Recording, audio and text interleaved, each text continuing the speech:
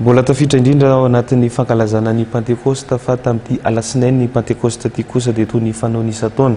Rehefa alasinainy ny Pentecoste toy izao dia nisy ny fitsangatsanganana nataon'ny zanaky ny fiangonana FJKM katedraly Analakely. Tamin'ity androan'ity ary dia teny Katsoka ny toerana nosafidiana ka nahatratra any amin'ny 300 ireo zanaky ny fiangonana no namaly antso sy niara ny totorepika nanatanteraka ny fitsangatsanganana teny Katsoka izay. Ety Katsaoka 20 kilometatra miala ny renivohitra misy 300 ireo zanaky ny fiangonana FJKM katedraly Analakely no namaly ny antso tamin'ity fiaraha-mitsangatsangana lehibe ity. Etsika izay fanao ny fiangonana isaky ny alatsinainy Pentecote ary tetety amin'ny lalam-pirenena voalohany no nosafidiana tamin'ity taona ity. Soran'Andriamanitra sika no ny amin'ny fahatrarana indray ny alatsinainy Pentecoste amin'ny tonena bivotsy roa arivo ity. Fanaon'ny FJKM katedraly Analakely ny misitaka kely aty Katsoka zany natao androany izy aty amin'ny lalam-pirenena voalohany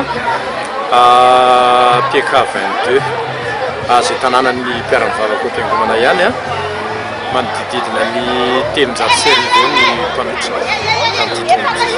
Nezany komity mpanomana natao ny ahafahan'ny sambatan'olona mahasofaliana sy aravony tamin'ity andro ity ary dia totosa tokoa izany tsapa teto ny mahafety ny mpianakavy azy atao moa ireo fifaninanana samihafa toy ny fifaninanana soratra masina. Ny resaka fifaninanana ny soratra masina zany tena hitako hoe nahafinaritra satria le izy ho an'ny olona mety hoe fianarana be foana sy ny tariny fa afaka atao endrika kilalao. Tsy adino ihany koa ireo kilalao tsaina samihafa.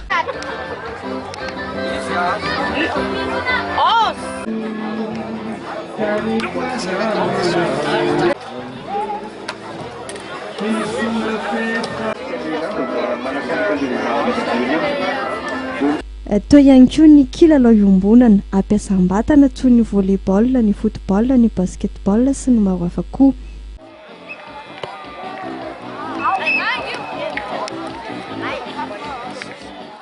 Ireo sampana teo anivon'ny fiangonana dia nanomana sakafo sy tsakitsaky samihafa ihany koa.